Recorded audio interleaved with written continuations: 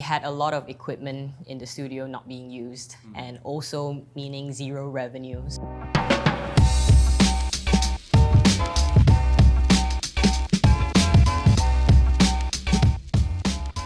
Hey there guys, and welcome to today's episode of Go Digital. Thank you for joining us. Now in this program, we're going to explore the digital business space and how you can take advantage of the many platforms that are already existing out there and help transform your business. And for those of you who are embarking on a brand new business, wondering about how you can take advantage of this space, or if you're already in business, thinking about how you can expand your footprint and go digital, Digi has got you covered with Digi Business. Today we're going to actually explore a realm of business that's very physical, but if you're in that same situation, wondering about how you can take advantage of the plethora of information out there on the digital space, please do stay with us to the very end, as we'll let you know how you can save 70% as you embark on your digital business journey. So let's come back to that physical business space.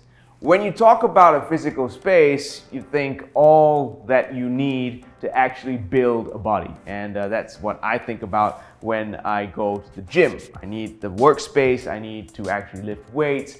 But how does the fitness industry now transform in these challenging times to go digital? That's a big question, not only on the minds of the fitness enthusiasts, but also on the minds of the gym owners and, of course, the fitness industry at large. So today we've got someone who's gonna let you in on how she brings on the burn at Ministry of Burn. She is the General Manager of MOB, Ministry of Burn. Please help me welcome Janell Tan. Hi, Terrence. Hi, how you doing, Janell? I'm good, how are you? Let's get started, I'm great.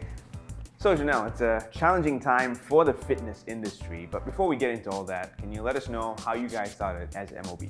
Okay, so Ministry of Burn, we've been around for over 3 years now. We actually just celebrated our 3rd year anniversary in September.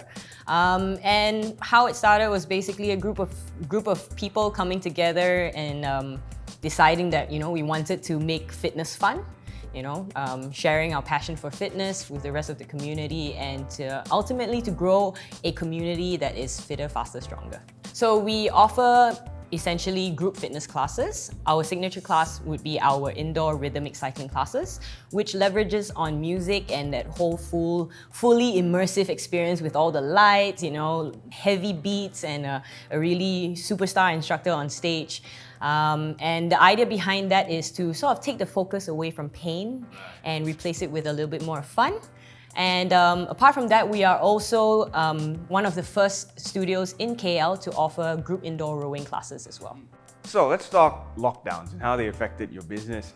Initially it was the 3-month shutdown for everyone, and then things were back again, then they were shut again. And for fitness businesses, you were open, closed, then open again. Yeah. So how did that affect your business?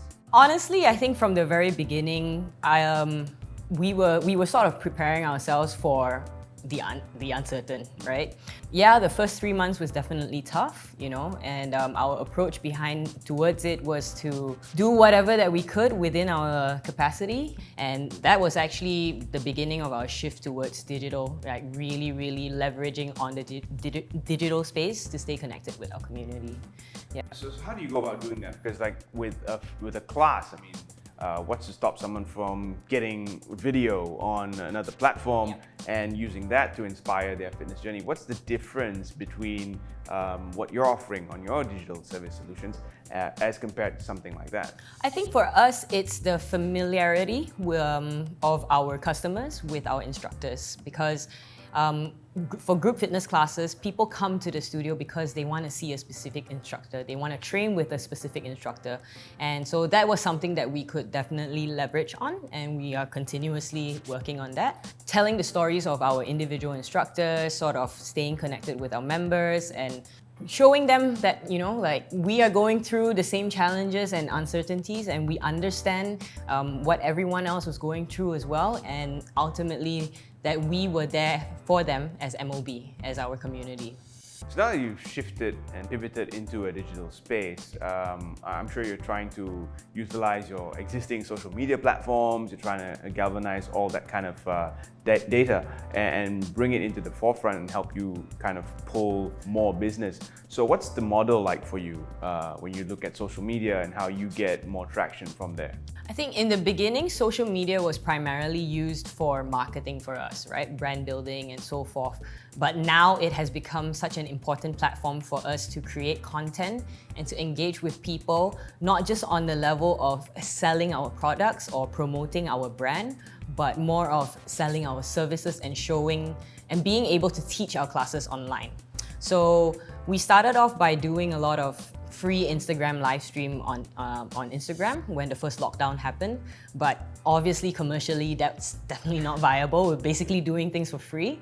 So then we had to learn how to monetize it. So now what we do is we actually offer private live stream classes and also pre-recorded classes. So we've got a library of basically video on demand, like pay-per-view classes, fitness classes that people can purchase for a fraction of the price that you would normally pay at the studio.